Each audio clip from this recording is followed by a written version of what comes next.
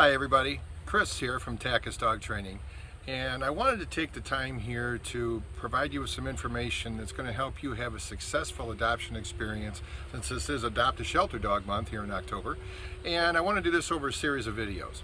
This first video is going to be really where the process begins, and it's actually in the home. Before you ever get on the web and look for a dog or approach a shelter, first thing you do, get everybody in the home together and talk about what kind of dog you want. What are going to be the rules?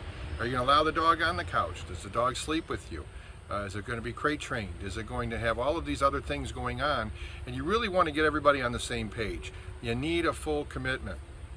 Too many times this type of thing, taking care of the dog, falls on one person, and that person gets tired and quite frankly burned out, and can be one of the reasons that the family comes to a conclusion to give the dog back to the shelter. So make sure everybody's on the same page with the rules and what kind of dog you want and who's going to be doing the work. You also, in that discussion, want to talk about time. Are you a very busy family, or are you a family where at least one or two of you is home? Maybe you work from the home.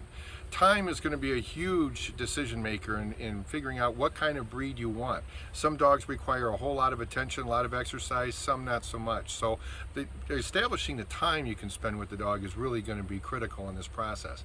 That leads to the next step, the breed. What kind of dog? What age of dog?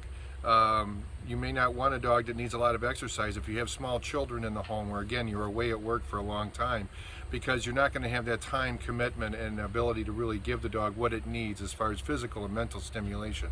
So you really want to also study the breed. Another part of this process, of course, is cost.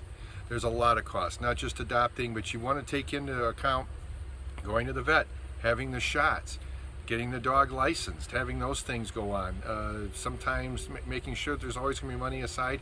Dogs can sometimes get sick, have accidents. So you want to make sure that you're able to have that in line, that you financially can handle the dog. Lastly, one thing you want to consider are local ordinances.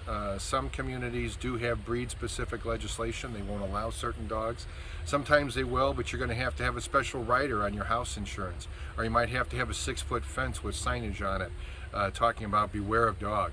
So you really want to make sure that you have that in line as well. That falls into all kinds of areas such as cost restrictions and so forth for you.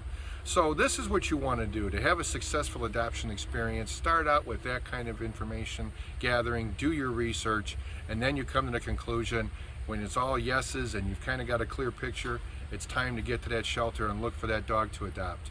If you want more information, you can go to my website at tachusdogtraining.com, or you can contact me here through social media. The next video is going to be about what to expect when you get to the shelter. Thanks, and have a great day.